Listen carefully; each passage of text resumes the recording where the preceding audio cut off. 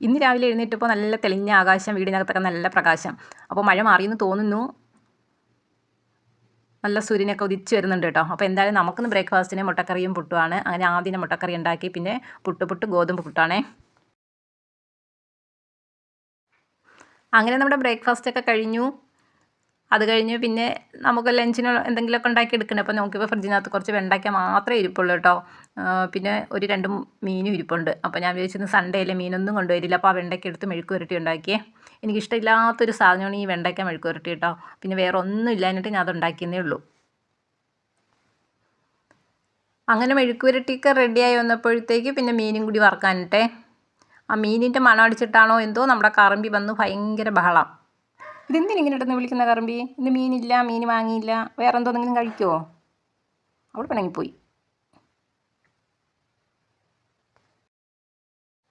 പിന്നെ തൈരൊക്കെ ചേർത്ത് ഒരു സലാഡ് ഉണ്ടാക്കി. പിന്നെ ഇന്നലത്തെ കൊഞ്ച് തീയൽ കുറച്ചിട്ടുണ്ടായിരുന്നു, അതും കൂടി എടുത്തു. അപ്പോൾ നമ്മുടെ ഊണൊക്കെ ഇവിടെ റെഡി ആയിട്ടുണ്ട് കേട്ടോ. അപ്പം ഊണ് കഴിക്കാനായിട്ടൊക്കെ എടുത്തിട്ടുണ്ട്. അപ്പം ഊണ് കഴിക്കട്ടെ. അപ്പോൾ ഇന്നത്തെ വിശേഷം ഇത്രയൊക്കെ ഉള്ളൂ. മറ്റു വിശേഷമായി വീണ്ടും വരാം. ബൈ.